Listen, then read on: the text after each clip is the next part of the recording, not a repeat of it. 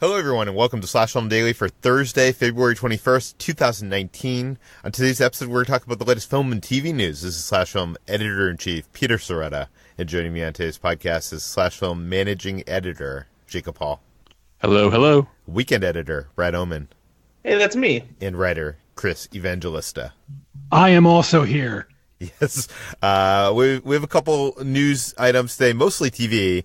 Let's jump into it. We've been talking about a possible Halo TV series, I think since I started Slash Film, over a decade ago. There's been so many great filmmakers that were almost going to make this as a movie or TV series, and we finally nailed down a director. Chris, is it of the same quality as like Steven Spielberg, Guillermo del Toro, Neil Blomkamp? Yes, absolutely. It's the same guy who directed the new Robin Hood, and I think he's in the same league as those names you just mentioned. Otto Bathurst is his name, and he's directed episodes of Black Mirror and Peaky Blinders. He's also directing the new TV adaptation of His Dark Materials. And now he's directing Halo for Showtime. He's going to direct several episodes and be the executive producer. And of course, I'm being facetious. He's not actually in the same league as those other directors. But I guess someone up there likes him because Robin Hood did not do well at the box office, but he keeps getting high-profile gigs. So he must have something that producers like. Yeah, you'd think that, Steven Spielberg's still attached as producer on this too, right? Yeah, Amblin is still producing it, yes. I doubt Steven Spielberg is going to be very hands-on, but yeah.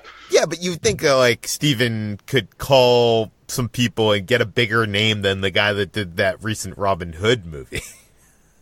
Maybe they're trying to keep the budget down, and he probably would be cheaper than someone with a bigger name. That's my guess, but I could be wrong. Well, that is true. We had heard rumors that the budget was kind of ballooning out of control. Jacob, I know you're a fan of the Halo video game series?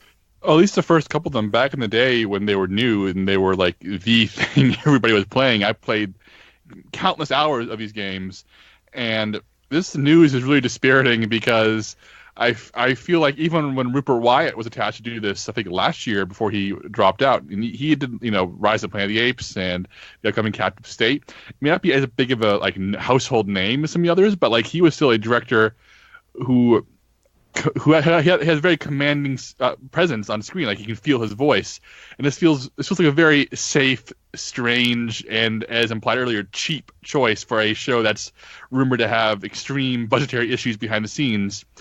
And Chris and I talked about this online, and I think you put this in the article even, but I think the window for Halo, it's like it's passed. I mean, Bungie, they made the first 3 games in the trilogy and 2 spin-off games, and then they left, and they're doing Destiny now, which is its own barrel of worms. But Microsoft still makes their own in-house Halo games now, but they're in the era of Call of Duty and Fortnite, they're just they're no longer the gargantuan events they used to be. They're just another in a long line of shooters, and they're the shooters your dad plays instead of the shooters that everybody's playing. And it makes me feel old, but it's also the truth. And I'm wondering if the series or a movie had been made 10, 12 years ago, back when Halo 3 was the biggest thing ever, back when people still did, massive LAN parties for hooking up 3 TVs and 3 Xboxes in dorm rooms to play Halo. I mean, those are the days when Halo would have been the blockbuster. And I feel like this is all too little too late, and this director is just, adding more dirt on top of the grave. There's nothing exciting here. Yeah, and it's not even HBO; it's Showtime. Not to disparage Showtime because they had that wonderful Escape at Demora and some other series, Homeland. They have good shows, but usually the budgets for the shows are lesser than and can be felt very heavily compared to HBO. So I don't know. We'll have to see what comes of this. I'm very much less excited about this since there isn't any big names involved. Let's move on to another TV show adaptation. Let's talk about The Wizard of Oz. There's a TV series in the works from Legendary. Brad, what do we know? Yes, Legendary Entertainment has hired Now You See Me and Jessica Jones writer Ed Reichort to write and produce a series based on the many varying books based in the Land of Oz by L. Frank Baum. And unlike most of the other adaptations of The Wizard of Oz that we've seen in comics and animated series, TV shows, movie sequels, all that thing, this will focus on characters and settings that we actually haven't seen on the screen before. So there are, in addition to the story of The Wizard of Oz that everyone is familiar with, there are 13 other books that L. Frank Baum wrote that take place in the Land of Oz, and they introduce a bunch of new characters that we haven't seen before, and that's exactly what they want to do. There's a brief logline that they offered that says, when the return of a long-exiled witch brings fear, division, and war to Oz, the only hope is a servant girl who may become the most powerful and dangerous woman in the land. So it sounds like a pretty basic cookie-cutter start for a fantasy series, and I don't know, the world that L. Frank Baum created is interesting enough in as a classic piece of fantasy, but I don't know. I'm not sure if this is something that I'm particularly interested in. Any of you guys feel like this is something that could turn out well? I love the World of Oz. I mean, those books are so much bigger and more grand than the original movie was. The movie's a classic, but it's not really a great adaptation of what's on the page. It's very much more of a epic fantasy with lighthearted touches. But I'm just not convinced that people know how to tackle that kind of fantasy in an age of Game of Thrones. I'm just thinking of NBC's Emerald City from a few years ago, which tried to Game of Thronesify Oz, and I'm very, very worried that they'll skip over Baum and try to, go for HBO instead, or go for that kind of tone. I would love nothing more than a great series set in the World of Oz. There's so much magic there, like magic in the capital M sense. It's such an untapped world full of wonder, and I'm just not convinced that Hollywood understands how to do that just yet. I mean, the guy did Right Now You See Me, so he knows a thing or two about magic. That's true. I do think there was an animated series from Warner Brothers a couple of years ago that people said was good. I never saw it. Of course, there's the Sam Raimi movie for Disney that probably we've all forgotten about at this point. That also took some inspiration from those other books. Like, it involved that the China doll girl, who I think is in one of the other Oz books. The thing about Wizard of Oz is it's one of those classics that still holds value in a lot of people. Like, almost every, and not to make a broad generalized statement, but I'm going to, almost every woman I know loves the Wizard of Oz. That and Phantom of the Opera. And Brad, I know you collect Hallmark ornaments. Every year there is 5 new Wizard of Oz ornaments, and people are buying these things. So there's definitely an appetite. There's tons of Wizard of Oz memorabilia out there, that new stuff all the time. But at the same time, they're not doing like Wizard of Oz. So I mean, the appeal isn't necessarily the rest of Oz, but just that classic movie. Yeah. What they need to do is look less to Game of Thrones' audience and look to Outlander's audience. The very passionate, female-driven crowds that love a more honest, straightforward, romantic fantasy world. And I think that's where they find their hit here. They can't chase Game of Thrones. They got to chase Outlander.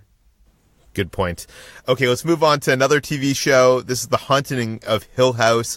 Season 2 is in development, and we now know what it is going to be about. Chris, tell us about it.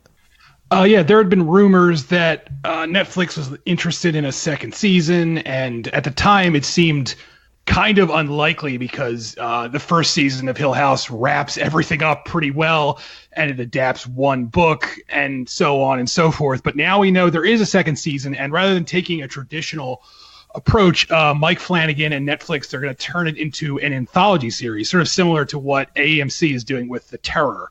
So each season is going to be a new story. And while the first season adapted Shirley Jackson's The Haunting of Hill House, Season 2 will be adapting Henry James's The Turn of the Screw, which is another classic ghost story. It's been adapted into films a few times before. The Innocents is probably the best example of this. It's a very spooky black and white horror movie.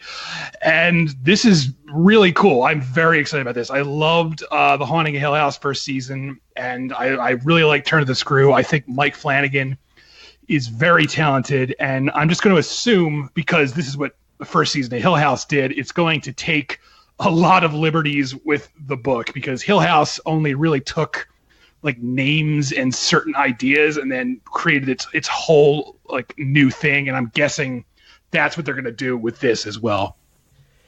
If they're taking that many liberties, why do they even need something to adapt with the second season? I mean, there's brand recognition, I guess, but I guess it's also like a framework, because Hill House, it borrowed ideas and framework stuff from the book, and I'm guessing this is going to take that same sort of framework where Turn of the Screw, it's about a governess who is hired to watch over 2 orphans, and she becomes convinced, the mansion she's watching them in is haunted, and the kids can see them, but at the same time, the book is very ambiguous in that maybe there aren't really ghosts, maybe she's just crazy, so I'm guessing they're going to use sort of that formula where there's a woman who thinks a house is haunted, but maybe she's nuts. That's what I'm guessing. They're going to use that as a springboard to create something new.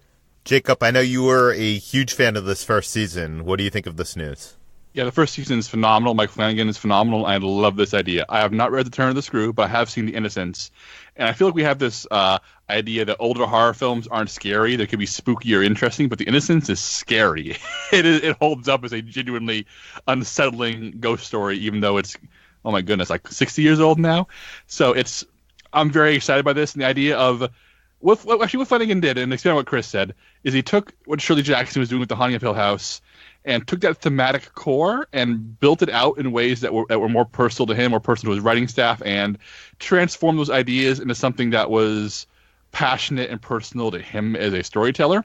So I like the idea of him taking this very different ghost story with very different ideas and, remixing it through his lens in the style of the first season. That is incredibly exciting, and I am all for more great anthology-driven horror. It sounds like such a great idea to get more cool ghost stories in front of the right audience. Well, speaking of ghosts, that brings us to our next story, which is Jason Reitman's Ghostbusters. Reitman, who is making a new Ghostbusters film that we've talked about on this podcast, made some comments recently which got a bit of a backlash. Brad, what did he say? Yes, Jason Reitman recently appeared on Bill Burr's Monday Morning Podcast just to chat about a variety of things, and obviously the discussion turned to his new Ghostbusters project that's arriving in 2020. We're still largely in the dark about that project, but one of the things that he did say is that this would be kind of a love letter to the first 2 movies, and he mentioned they're kind of going back to some of the old school techniques that they used to make the original movie. He discussed about how for the teaser trailer, they got the original sound files for the proton pack, and they actually shot the teaser title at the end physically with actual letters that they crafted from the original fonts and everything, with real smoke and stuff like that, instead of creating it digitally. And when he was talking about that, he said, we're going back to some of these original techniques and, quote, so that we can, quote, hand the movie back to the fans. And a lot of people who liked Ghostbusters Answer the Call and were not very pleased with the vitriol that was being spewed by many toxic Ghostbusters fanboys were happy with him saying that, because it sounded like he was saying that the new Ghostbusters didn't really have a place in fandom, and that the people who liked it probably weren't like the fans that he was talking about. But Jason Reitman responded once he saw like the kind of backlash that he was getting, and he tweeted last night. He said, "Whoa!" He's like, "That came out wrong." He's like, "I have nothing but admiration for Paul and Leslie and Kate and Melissa and Kristen and the bravery with which they made Ghostbusters 2016. They expanded the universe and made an amazing movie." And if that sounds just like Damage Control, Paul Feig offered his full support as well, because they actually have a history. And Feig said on Twitter, "Jason was a supporter of mine at a time when I couldn't get movies made. He's always been a true gentleman to me and a supporter of Ghostbusters Answer the Call. I can't wait to see his take on the Ghostbusters universe. Big love and respect to you, Jason. Your fan, Paul." So for me, from my perspective, this feels like this was kind of a quote that got taken a little bit out of context, and really people kind of ran with it and took it the wrong way. Granted, it's not phrased the best way, but this basically echoes what Jason Reitman originally said when the movie was first announced, because when that project surfaced, he told Entertainment Weekly, "I have so much respect for what Paul created with those brilliant actresses and would love to see more stories from them. However, this new movie will follow the trajectory of the original film." So when he says that he's giving it back to the fans, he's saying he's giving it back to the fans of the original 2 movies. And that's just a fact, because Ghostbusters Answer the Call made it a point to separate itself from the original franchise. It's a reboot. There's no direct narrative connection to the movies. There are fun references and Easter eggs and cameos from the original cast, but that's it. So when he says he's giving it back to the fans, he's talking about people who love the original 2 movies, since they're separated from each other. So I don't think he meant it to be malicious in any way. Ivan Reitman produced the new Ghostbusters, and I feel like that there's a lot of bad blood between the worst part of Ghostbusters fandom and people who like the new Ghostbusters, and I feel like everyone just kind of needs to relax and just let the terrible Ghostbusters fans eat themselves and be awful, and just let this new Ghostbusters movie move forward and let the other new Ghostbusters movies still exist and be its own thing. Yeah, the last time I saw Jason Reitman was actually at the premiere for the new Ghostbusters, where he was very enthusiastic about it when I talked to him, and he brought me over to his father and it was like, tell him what you think. And I was like, the 3D was good. Yeah, I don't think he's talking. I think there's also another element here, Brad. I think, and we don't know this, but we know that the characters in this new movie are young people. It seems like they're kind of taking a Stranger Things take to this. And I wouldn't be surprised if these people are Ghostbusters fans. Do you know what I mean? Like that they're picking. I think maybe the comment is about that, and maybe that's just me reading too much into it. But I think you're right. It sucks because so many people were upset that when this was announced, that they said that this is going to take this franchise and put it back in the original canon, and basically, insinuating that they're removing the last film from the chronology. But really, that was the decision of Ivan Reitman and Paul Feig with that last film. Do you know what I mean? Like you can't have it in the same chronology because they decided to put it in this totally different world where the characters or the actors in Ghostbusters play different characters. Like there's no way to. I mean, well, there is a way. You wrote about it on the site at one point with like alternate dimensions, but like I don't know. Chris, what are your thoughts on this? Is there any way to make both people happy, the fans of the new Ghostbusters and the fans of the old Ghostbusters here? No, fandom ruins everything, and fandom has effectively ruined Batman, Star Wars, and Ghostbusters. All 3 things I like, and sometimes find myself now embarrassed to admit I like, because the fandom has grown so unbearably toxic. Look, I don't think Jason Reitman meant that when he was saying this, but at the same time, I feel like he has to know about that animosity. It's not like it's a secret. I mean, the entire cast of that Ghostbusters reboot spent like an entire year being harassed and hassled. There's no way he doesn't know about that, and there's no way saying, I'm giving my film back to the fans couldn't have registered at least somewhere in his mind as a dumb thing to say. And I wish he had issued that, whatever you want to call it, apology or walk back much quicker, because now it just looks like Brad said, it looks like damage control, even though I don't think that's what he was trying to do. So really, I guess my bottom line here is there's no way to make everyone happy. And I wish everyone would just calm down, because I love the original Ghostbusters. I really like the reboot, and to get so violently angry about anything like this is just ridiculous. These are movies about funny people fighting ghosts. There's no reason to get this upset about this stuff. Ghostbusters is really good. I like Ghostbusters. I think Jason Reitman put this foot in his mouth, phrased this incorrectly.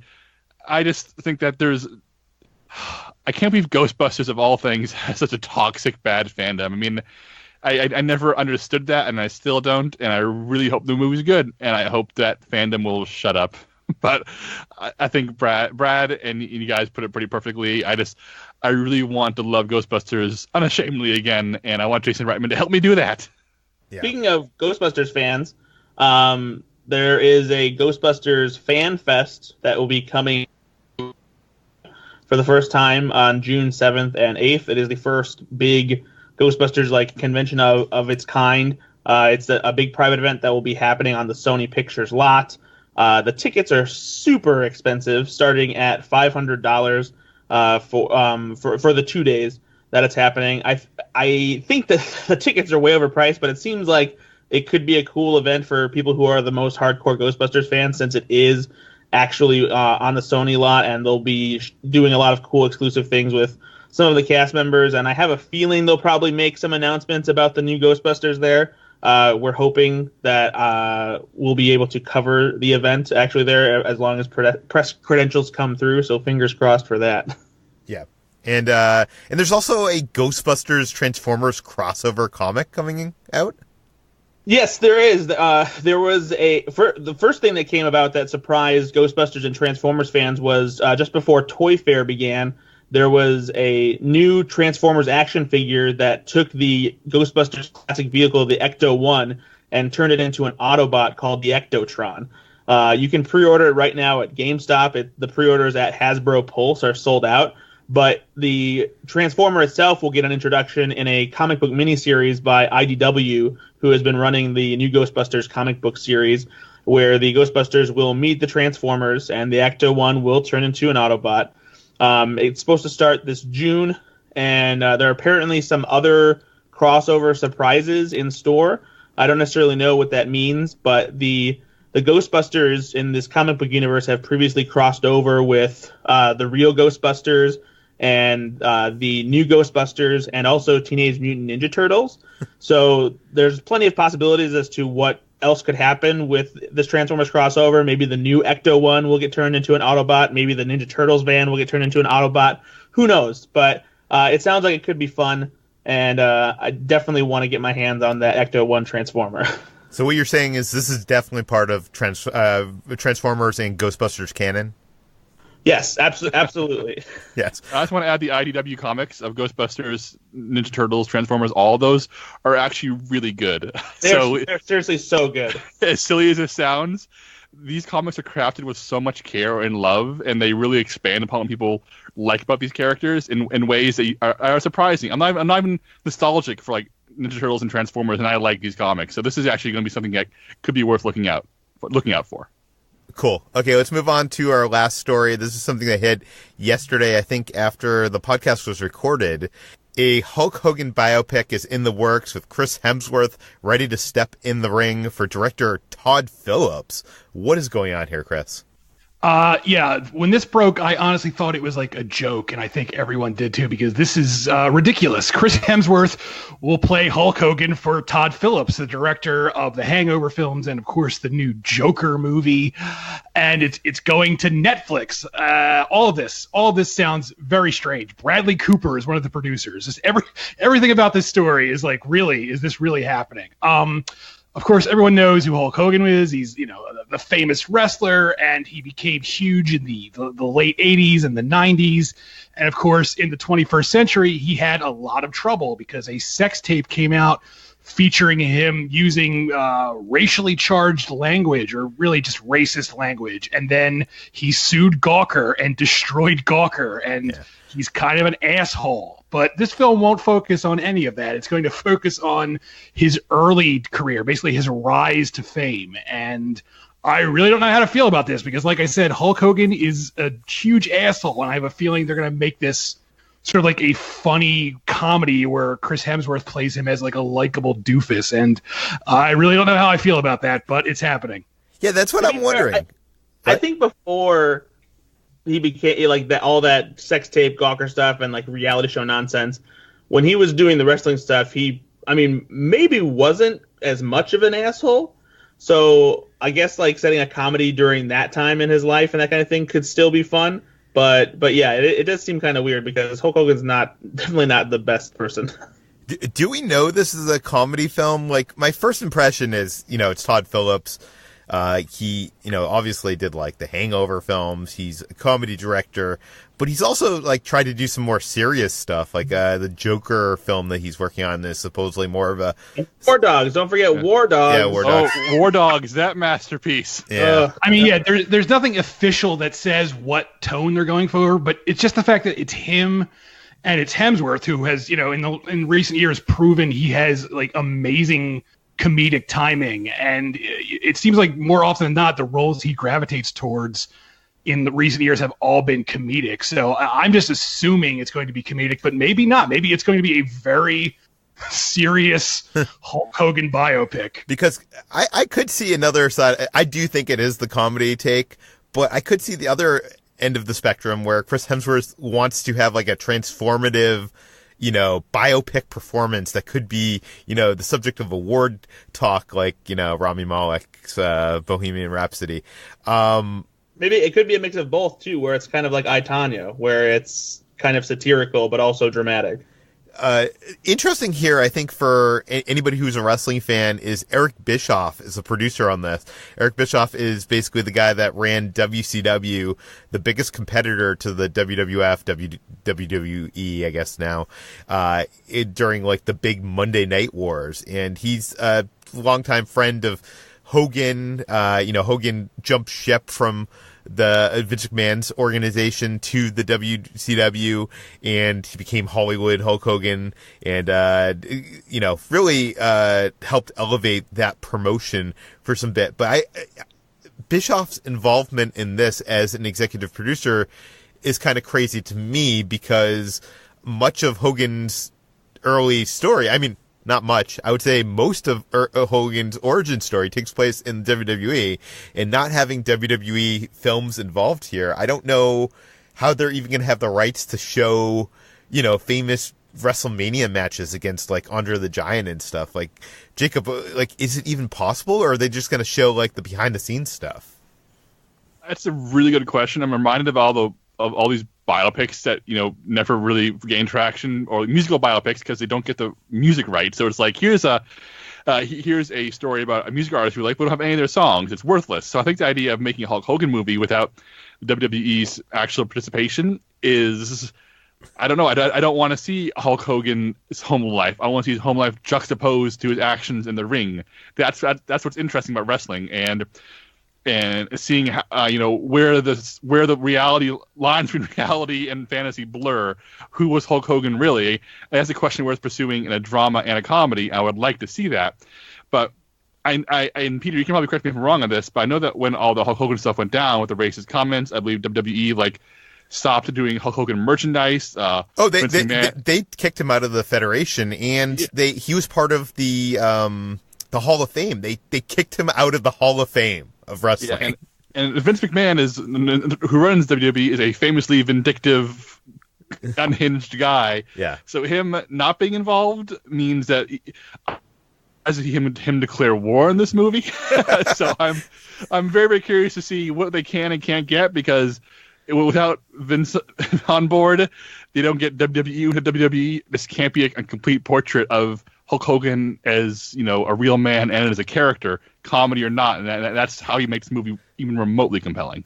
Maybe this will be like that time in 30 Rock when Jenna Maroney had to make a Janis Joplin movie, but they had to call it Jackie Jormp Jump, and we'll get like a Hulk Hogan movie, and he'll be like a boxer, and like he calls everybody sister, and he's like not Hulk Hogan. He tells them to eat their, I don't know, what's substitute supplements instead of vitamins. There you go. Yeah. What's the chances that this movie is going to be called Hulkamania? That seems very likely. Yeah, very good. Or Mr. Nanny, the true story. What if it is the comedy take of this, and what if they instead go for, based on Hulk Hogan's famous theme song, it's called "I Am a Real American"? What, the whole movie is an adaptation of that song? I would see that. No. I'm just saying the title of the song, the title of the movie could be "I Am a Real American." I can guarantee you that will be playing over a montage of his rise to fame for sure. I hope that there is an in-depth glimpse behind the scenes of the making of Suburban Commando. Hulk Hogan's film career in the 90s would be a really great segment for this movie. That is what the movie should just be about, him becoming an actor and doing like the Three Ninjas sequel and that movie where he's on the boat or whatever. Guys, you're messing this up. You're missing the potential of this. This is his origin story. The second film is Hulk enters acting. It's going to be like a whole franchise for Netflix. Then the third film is him going to WCW, and then the whole Gawker thing. Yeah. The Hulk One of them Hogan was just a sex Gotta get tape it- recreated beat for beat with Chris Well, Hemsworth. Haven't they been trying to make like that a movie about the Gawker scandal? I feel like there was like 4 different movies in the works, so Yeah, maybe they these are announced all it. connected. Maybe at the end of the first Hulk movie, Vince McMahon shows up and he says, "I'm putting a team together." Okay, that brings us to the end of today's Slash Film Daily. You can find more of all our work at slashfilm.com. You can find all the articles we mentioned today in the show notes and on the website. This podcast, Slash Film Daily, is published every weekday on iTunes, Google, Overcast, Spotify, all the popular podcast apps. Please feel free to send us your feedback, questions, comments, concerns to us at peter@slashfilm.com. And please go rate and review this podcast on iTunes. Tell your friends, spread the word, and we'll see you tomorrow.